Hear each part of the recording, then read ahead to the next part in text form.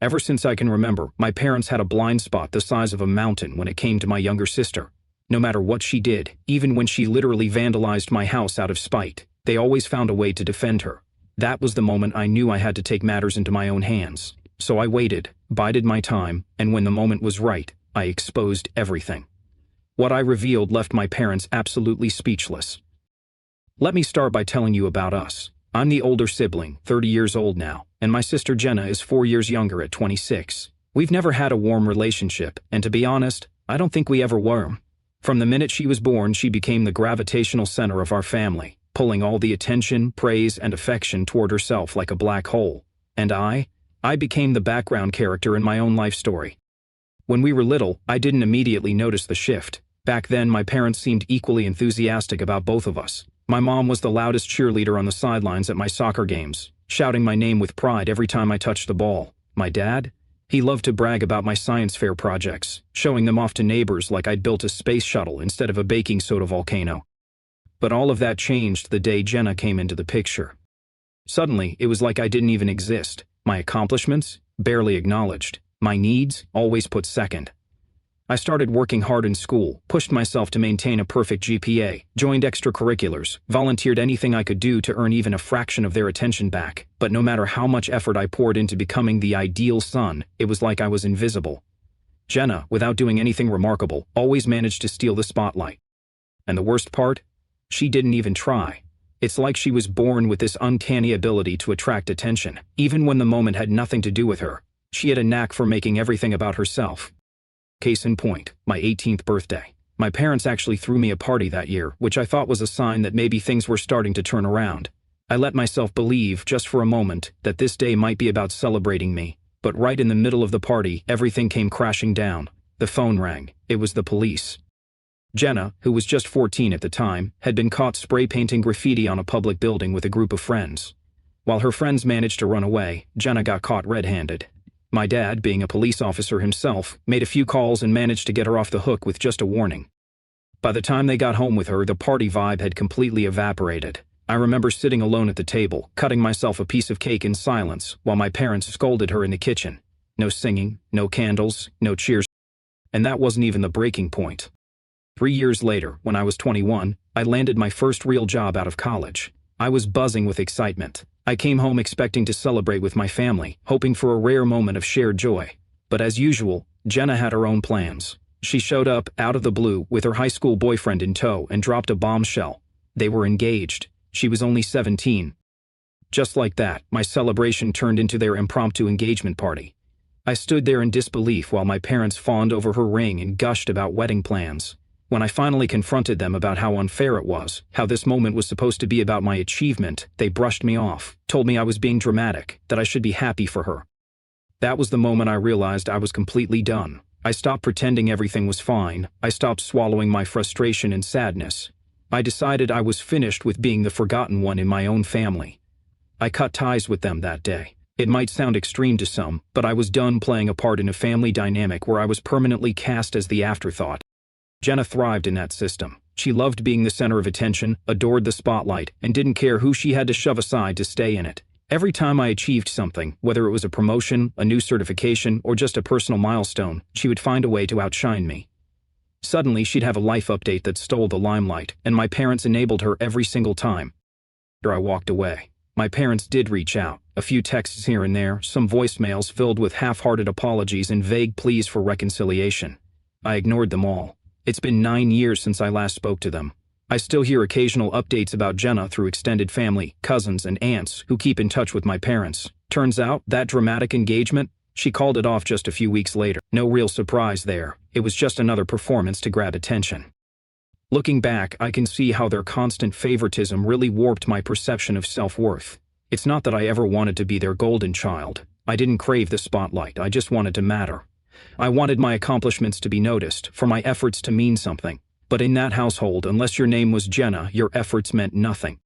And the truth about Jenna? She's not just self-centered, she's strategic. She knows exactly how to manipulate people, how to say the right thing at the right time to keep them on her side. My parents were her biggest allies. Whenever she made a mistake, big or small, they were right there to pick up the pieces. Meanwhile, I had to learn to fend for myself. Walking away wasn't easy. Cutting off your own family never is. But it was necessary. I needed to protect my mental health, to create space where I could focus on building something for myself. I dove into my career, worked harder than I ever had, saved every cent I could. My mission was clear: rebuild a life that felt like mine. One of my biggest goals was moving out of the cramped apartment I'd been stuck in since college. It had served its purpose, but had never felt like home. 2 years ago, after years of grinding, I finally did it. I bought my own house. And not just any house. A place that felt like a trophy for everything I'd endured and overcome. Spacious, private, and peaceful. It was everything I had dreamed of. The day I moved in felt like I had crossed some invisible finish line. I had made it. But I also knew better than to let my guard down. Family, especially toxic ones, have a habit of showing up just when you think you're safe. So I made a choice. I told every single person in my life, relatives, childhood friends, old acquaintances, that my new address was confidential, no exceptions. I set firm boundaries for a reason. The last thing I wanted was for my parents or Jenna to show up at my doorstep unannounced, dragging all their chaos into the quiet life I had worked so hard to build. I wasn't about to let them taint this new chapter with their drama, manipulation, and constant upheaval. Meanwhile, life on Jenna's side of the fence wasn't exactly thriving. Though I hadn't spoken to her in years, the family grapevine remained active. Relatives talked, friends gossiped, and every now and then a story about Jenna would make its way back to me. Most of it wasn't flattering. Apparently, she had tried to launch some sort of event planning business a few years ago. Knowing Jenna and her absolute inability to organize even her own bedroom, let alone coordinate other people's weddings or corporate parties, it was a laughable idea from the start. Unsurprisingly, the business tanked. From what I heard, it wasn't just a failed venture, it was a spectacular disaster. She ended up deep in debt, completely overwhelmed by the mess she'd created, and just like clockwork, our parents were there to save her. They bailed her out financially, emotionally, and publicly, just like they always had. But the fallout didn't stop with her failed business. Whispers started circulating about Jenna borrowing large sums of money from friends, money that never got paid back. There were even rumors of her getting involved in shady dealings, questionable partnerships, and unethical schemes. I couldn't confirm any of it, but the pattern was clear. Desperation was driving her, and recklessness had become her trademark. Then, something unexpected happened. A few weeks ago, I was featured on the cover of a local business magazine. It was a proud moment for me, a tangible recognition of all the hard work and sacrifices I had made over the years. The article highlighted my career journey, the business I'd built from the ground up, and the home I now owned, all without a cent of help from my family. Word spread quickly. Relatives reached out to congratulate me, old classmates sent messages, and apparently Jenna found out too. I could only imagine her reaction. Jenna, who had always needed to be the center of attention, who thrived on being the one everyone talked about, now had to sit on the sidelines while I was praised. For once, I was the one receiving admiration, and she was nowhere in the spotlight. I didn't hear directly from her, of course, but I could practically feel the sting of her wounded ego from miles away. 6 days ago, I came face to face with what that jealousy looked like in action. I was heading out for the evening, locking my door with keys in hand when I noticed something off. At first, I couldn't quite register it, but then my stomach dropped. My house, my sanctuary, the one space that represented all my hard-won independence, was covered in graffiti. Hateful, aggressive messages sprayed in thick red paint marred every surface. The garage door, the windows, the carefully maintained siding, even the front door I'd painted myself. It wasn't just random tagging. This was targeted. Words like fraud and loser screamed from the walls in jagged, messy letters. There was no ambiguity about it. This was personal. This was someone trying to humiliate me, to tarnish everything I had worked for. I stood there, frozen, my keys dangling uselessly from my fingers, unable to move. A wave of emotion surged through me, rage, confusion, pain, all crashing into each other like a storm. As I stepped closer, I noticed something unsettling. The paint was still wet. Thick droplets clung to the siding, slowly trickling down in uneven trails. Whoever had done this had just left. My eyes scanned the area, and that's when I saw them faint footprints in the mud leading away from the house. They were small, like a woman's. My gut clenched. I rushed inside, slamming the door behind me. My first instinct was to check the security cameras. I had installed them more for peace of mind than anything else. I never expected to need them for something like this. My hands trembled as I pulled up the footage and rewound to the past hour. And there she was. Jenna. She thought she was clever, pulling the hood of her sweatshirt low over her face. But I knew that posture, that walk, that glance she threw over her shoulder as she hurried away. She couldn't hide from me. It was her, clear as day. And then I noticed something else, something that sealed it without a shadow of a doubt. The handwriting. The jagged, aggressive lettering on my house matched the handwriting I remembered from childhood. Back then, Jenna had a habit of writing cruel little notes and slipping them under my bedroom door after arguments. She called me names, mocked me, tried to get under my skin. It was like she had a signature style, one I could never forget. She wanted me to know it was her. For a moment, I didn't know what to do. My gut reaction was to call the police. Vandalism is a crime, plain and simple, and she deserved to face the consequences. But then reality set in. My dad might be retired, but he still had connections, friends in the department, colleagues who owed him favors. Jenna had used those ties to escape consequences before, and I had no doubt she'd do it again. If I filed a report, my father would make a few phone calls, and just like that, Jenna would walk away, smirking as always, untouchable. The thought of her getting away with it again, of seeing her avoid justice yet another time, was too much. So I made a decision. I would handle it myself. I started by documenting everything, every slur, every streak of red paint, every piece of damage. Captured in photos, I filmed a video of myself standing in front of the defaced walls, explaining what had happened, showing the devastation. Then, I took screenshots of the security footage, making sure to highlight the moment Jenna's face slipped into frame. My heart was pounding, but I didn't hesitate. That night, I posted it all online. I didn't name Jenna explicitly. I didn't have to. Anyone who knew our history, family, childhood friends, even distant acquaintances could put the pieces together.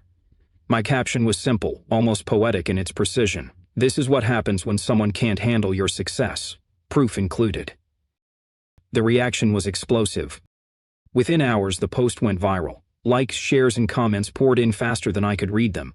People I'd never met were outraged on my behalf, condemning the attack and demanding accountability. Messages of support flooded my inbox. Even relatives who had long stayed out of the family drama began to speak up, expressing their shock and disgust. One cousin messaged, "I always knew something was off about her, but this is next level." For the first time in what felt like forever, I had the upper hand. Jenna couldn't hide behind our parents anymore. She couldn't charm her way out of this one. The evidence was undeniable, and the public was watching. If my parents still chose to defend Jenna after everything she had done, that was their decision to make, but they would have to live with the consequences of enabling her for so long. I wasn't going to carry the weight of their guilt anymore. That night, after all the chaos, I grabbed a bucket of paint and some cleaning supplies, rolled up my sleeves, and got to work. I wasn't just erasing red spray paint. Every brushstroke on the front door felt symbolic. I painted over the hateful words, each one a scar that would no longer define my space. The process was grueling. Scrubbing paint from the garage door and windows left my muscles aching. But I didn't stop. I kept going until every last smear was gone. I wanted no trace of her attack to remain. Not because I was pretending it never happened, but because I refused to let it dominate my sanctuary. By the time I finished, it was well past midnight. My hands were raw, my clothes stained, but I felt something I hadn't felt in a long time: peace. Yes, the physical mess was cleaned, but it was more than that. It was about reclaiming my voice, my power, my boundaries. The graffiti was gone, but the post stayed. I had no intention of deleting it. This wasn't just about holding Jenna accountable. It was about breaking years of silence. I'd been the quiet one for so long, the one who bit his tongue, who let things slide for the sake of family harmony. But what good was harmony if it came at the cost of your dignity? That posed my digital stand kept gaining traction. As the week unfolded, I finished repainting the rest of the house. I patched up the siding, touched up the trim, and even planted some fresh flowers in the front yard. I didn't file an insurance claim, even though I probably could have. Somehow, doing it all myself made the restoration feel more meaningful. This was my space, my life, and I was taking it back one step at a time. The post, meanwhile, exploded. People I hadn't spoken to in years began commenting, messaging, sharing it with their own commentary. The support was overwhelming. Strangers were furious on my behalf. "How can someone be so entitled and malicious?" one person wrote. Others shared similar experiences. Siblings who manipulated, parents who enabled, families that broke them. I realized I wasn't alone. And that meant everything. Of course, not every voice was supportive. A few people tried to criticize my choice, saying I should have handled things quietly within the family. But those were people who had never lived in my shoes. I'd tried private conversations. I'd tried reasoning, pleading, explaining. For years, and nothing ever changed. Protecting Jenna from the consequences of her actions had become the family default, but I was finished playing that role. Jenna, predictably, did not take it well. She reached out to me with a series of text messages. At first she played the victim, claiming she was just going through a rough time, that she hadn't meant for things to go so far. Her apologies were thinly veiled and clearly rehearsed, like someone reading from a script they didn't believe in. "Come on," she wrote, "we're family." As if that single word, "we're family," erased a lifetime of betrayal. She even offered to pay for the damages. I almost laughed out loud when I read that. We both knew she was broke. The only money she had access to was from our parents, who were still funneling cash her way like she was a fragile little girl instead of a grown adult who had just committed a crime. I ignored the offer. I didn't want her money. What I wanted was accountability. So I told her exactly that. I told Jenna I'd only consider taking down the post if she publicly admitted what she had done and apologized, not just to me but to everyone who had witnessed the damage. I wanted her to stand in the mess she made and acknowledge it. That's when she lost it. Her messages shifted from fake remorse to fury. She accused me of trying to humiliate her. "You want me to ruin what's left of my reputation?" she asked. But it wasn't humiliation, it was consequence. Something she'd avoided her entire life thanks to our parents' safety net. Now she was being asked to actually face what she'd done, and she couldn't handle it. She sent more messages, increasingly erratic, claimed I was blowing things out of proportion, said I was a wannabe martyr just looking for sympathy, even accused me of being jealous. Jealous of her debts, her tantrums, her constant need for validation. I didn't reply. Right on cue, my parents got involved. First came my father. He called me, his tone sharp and angry from the very first word. Not a single question about how I was doing or what I'd been through. No concern about the damage done to my home, just a voice full of outrage. "You need to take that post down," he barked. "Do you have any idea what you've done to your sister's reputation?" As if I was the one who had spray-painted my own house. I calmly told him the truth, that Jenna's reputation wasn't my responsibility, and that she should have thought about that before committing a criminal act. He didn't like that answer. He started tossing around phrases like family loyalty and we need to stick together. I could almost hear my mother whispering those lines in the background. Later that evening, she called me too.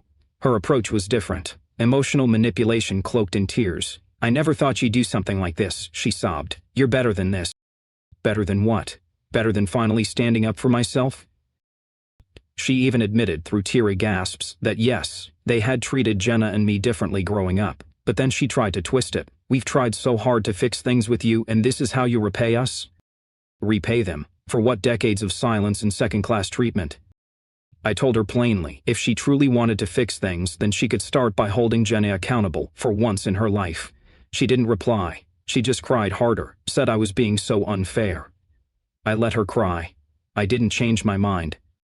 The comments on my post kept flooding in, and soon, voices from Jenna's past started chiming in too. Former classmates, old friends, even distant acquaintances began sharing their own stories, fights Jenna had instigated, schemes she'd run, lies she'd told, scams she'd tried to pass off as business ventures. It became crystal clear that Jenna's reputation had been built on sand, and I hadn't destroyed it, she had.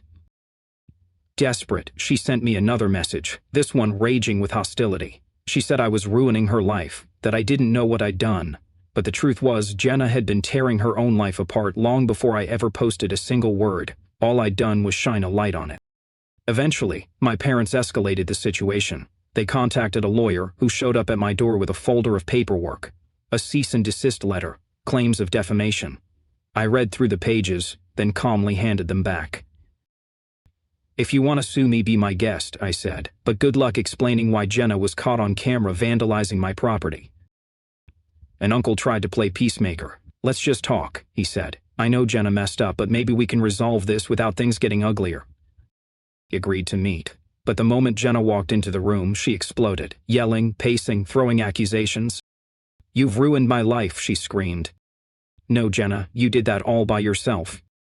The room was thick with tension as Jenna ranted and raved, pacing in front of me like a storm that had lost its direction. I remained silent, unmoved by her theatrics. I had nothing more to say, and my silence seemed to enrage my father. His face turned crimson, and without warning he slammed his fists down on my coffee table with such force that the wood cracked and gave way beneath him. A loud, splintering snap echoed through the room as the table collapsed. Everyone froze. The shock of the moment hung in the air like smoke after an explosion. My father stood there, breathing heavily, glaring at me with fury in his eyes. "Are you just going to sit there and do nothing?" he shouted. This is your family, and you're tearing it apart." I didn't flinch. I didn't yell back. I simply looked at him, calm and quiet. I didn't need to speak, my silence was my answer. That infuriated him even more, but before he could lash out again, my uncle stepped between us and held him back. No one spoke for a long moment. The air was so heavy with unresolved anger and unspoken truths that it felt like we were all suffocating. Finally, my mother broke the silence. Her voice was softer than usual, almost pleading. "Please, just take it down.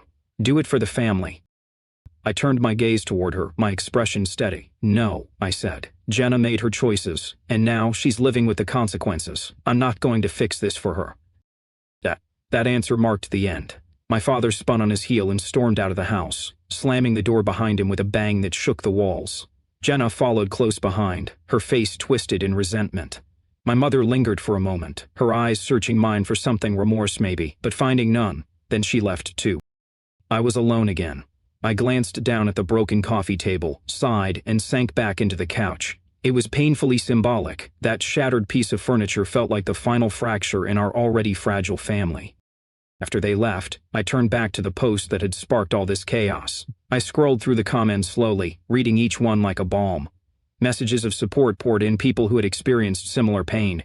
Strangers applauding me for standing up to toxic family members, old acquaintances admitting they'd seen the same traits in Jenna, but had never said anything. For once, I didn't feel like the villain or the outsider. I felt seen, heard, validated. But things didn't calm down. In the days that followed, Jenna flooded my inbox with a barrage of messages. Some were weak attempts at apologies, others were full of threats. "You're ruining my life," she wrote. "Take the post down or you'll regret it." It was classic Jenna, always trying to manipulate, always trying to bully her way out of trouble. I didn't respond. I knew better than to engage. Answering her would only pour gasoline on the fire she had already ignited. But she didn't stop. My uncle called next, trying to play the mediator again. His voice was calm, too calm, like he was trying to disguise his own discomfort. "Listen," he said, "Jenna's struggling. You have no idea what this is doing to her." I snapped. "Struggling? She vandalized my home and you're worried about her feelings? Maybe she should have thought about that before picking up a spray can." He sighed, audibly frustrated. "It's not just about her. Your dad's name is starting to come up. People are talking." That made me pause. I hadn't considered the ripple effects on my father's reputation. After all, he had spent decades shielding Jenna, cleaning up after her disasters, pretending everything was fine. And now, that facade was cracking. Strangely, I didn't feel guilty. I felt vindicated. The next day, Jenna took it a step further. She showed up at my house unannounced, banging on the front door so loudly it startled the neighbors. I opened it, but before she could step inside, I blocked the doorway. "What do you want, Jenna?" I asked, keeping my tone flat and firm. "We need to talk," she said, trying to push past me. "You're not coming in," I said, standing my ground. "Say whatever you need to say right here." She looked irritated but didn't argue. "That post, you need to take it down, now." "Happening," I replied, crossing my arms. Her frustration was written all over her face. She scanned the porch behind me as though trying to calculate if she could force her way in. "You've ruined everything. My life, my reputation. Do you even care?" I didn't back down. "Did you care about my house when you vandalized it? About my career or my reputation? No? Then don't expect me to care now." She threw her arms up. "This isn't fair. You don't know what I've been through." I stepped closer, narrowing the distance between us. "You're right, Jenna. I don't. But that's not my responsibility. You made your choices. Now you're facing the fallout." She looked around nervously, her eyes settling on a flower pot near the door. Her hand twitched like she might grab it. I moved in front of it before she could. "Don't even think about it." She let out a sharp exhale, then stepped back. "You think you're so much better than me?" she spat, "sitting here in your perfect little house like your life is some kind of trophy." "I don't think I'm better than anyone," I said, "but I'm not the one who showed up uninvited and started making threats. You don't get to burn everything down and then act like the victim." She opened her mouth as if to respond, but no words came out. After a long pause, she turned toward the driveway. "You'll regret this," she said over her shoulder before storming off and slamming the gate behind her. I stood there for a while, watching her disappear. I didn't feel anger, just exhaustion. Jenna had spent years dragging me into her chaos, trying to entangle me in her mess. But not this time. If she wanted to repair her life, she'd have to do it on her own. My only job now was to protect mine. Later that night, my uncle called again. His voice was tight with anxiety. "Jenna's talking about legal action," he said. "She thinks if she sues you, you'll cave." "Let her try," I replied calmly. "She's got no case." "That's what I told her," he said, sounding defeated. "But she's not listening. She's spiraling, and your parents are still enabling her. They're trying to fix it for her again." I sighed, the weight of it all settling deep in my chest. "That's their problem now," I said. "I'm done cleaning up after them." This wasn't just a fight with Jenna anymore. It had become a battle with the entire system that had always demanded my silence. For years I had been the one expected to keep the peace, to swallow the mistreatment, to quietly carry the blame. I had been the scapegoat in a family built on denial. But not anymore. Now that I had finally found my voice, I wasn't about to silence it just to make others comfortable. I had spent too many years being quiet, swallowing my emotions and letting myself be pushed to the side. That era of my life was over. The days following the confrontation were strangely calm. Too calm. Jana stopped flooding my phone with messages. My parents didn't show up, didn't call, didn't even text. It was radio silence. At first I wondered if they had finally accepted reality, but I knew better. They were regrouping, trying to craft some new narrative, a different angle to spin the situation. Let them. I wasn't interested in their next act. That peace was short-lived. Just a few days after my uncle's last call, things began unraveling in ways I couldn't have predicted. The post I made, it kept gaining momentum. The comment section exploded with activity. People weren't just sharing it, they were dissecting it, pulling apart the details, analyzing the security footage frame by frame. It was as if the internet had deputized itself as my personal investigation squad. And what they uncovered left me speechless. It started with a few anecdotes, stories about Jenna's past behavior. But quickly, the floodgates opened. Former classmates, old neighbors, people who had done business with her, everyone had something to say. Apparently, vandalism was just the tip of the iceberg. Jenna had left a trail of wreckage behind her, and now it was all being dragged into the light. There were accounts of unpaid debts, thousands of dollars borrowed and never returned, reports of sketchy business deals that ended with people out of money and out of patience, and then came something darker, whispers that she'd been involved in dealing drugs. Nothing was confirmed at first, just rumors. But then someone shared a screenshot from a group chat where Jenna had openly bragged about skirting consequences because of Dad's police buddies. That one message changed everything. The screenshot went viral. Suddenly, the story wasn't just about a woman vandalizing her brother's house. It was about a broken system, a web of nepotism, corruption, and entitlement. People started calling out my father directly, accusing him of using his position in law enforcement to protect Jenna from facing justice. They weren't wrong. For years, Dad had done exactly that. Every time Jenna got into trouble, he made a call, pulled a string, and erased the problem like it never happened. But the internet doesn't forget, and this time, there was video proof. The backlash hit fast and hard. My father, who had once been respected in our community, suddenly found his name being dragged through every forum, every comment section. People questioned his integrity, called for investigations, and demanded answers. The image of the proud, upstanding officer he had worked so hard to cultivate was collapsing under the weight of years. My mother didn't take it well either. She had always been the emotional one, prone to tears and guilt-tripping, but this was different. I heard through a cousin that she'd started seeing a therapist. That honestly felt like progress. It was long overdue. Jenna, meanwhile, went into full damage control, or tried to. Last I heard, she was crashing on a friend's couch, keeping her head down. She deleted all her social media accounts, probably to avoid the onslaught of public shame, but it was too little, too late. The truth was already out there, and there was no stuffing it back in the bottle. Then came the real-world consequences. Someone had anonymously reported the vandalism to the police. Because the security footage was already public and time-stamped, there wasn't much my dad or anyone could do to suppress it. Jenna was arrested and charged, not only for defacing my property, but for several other incidents that had surfaced thanks to the post. And the cherry on top? The drug-dealing allegations were serious enough to prompt an official investigation. It was surreal watching the chaos unfold.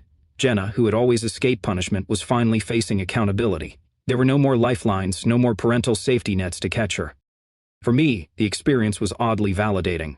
I had been told for so long that I was exaggerating, being too sensitive, that I needed to just let things go. But now, the entire world could see the truth. Relatives who had once stayed neutral, or worse, sided with my parents, started reaching out. They apologized, admitted they had been wrong. Even strangers sent me messages of support, encouragement, and solidarity. But of course, not everyone was pleased. Aunt Linda called me a few days later, her voice sharp and clipped. "Your post is causing drama," she said, as if I'd somehow missed that. "Yes," I replied, "I am aware." "Your parents are beside themselves," she continued, clearly angry, "and Jenna's devastated. Maybe you should consider taking it down for the sake of peace." I let the silence stretch for a moment, just to let the weight of her request settle. Then I asked, "Have you even watched the footage, Aunt Linda?"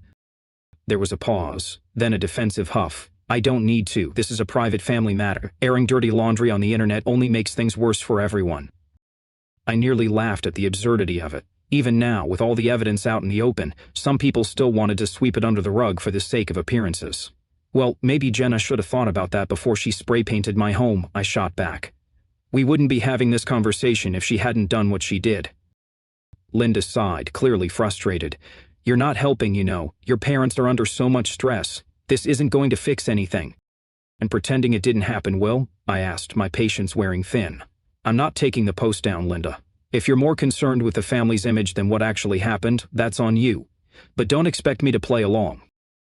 She muttered something under her breath and hung up, leaving me shaking my head.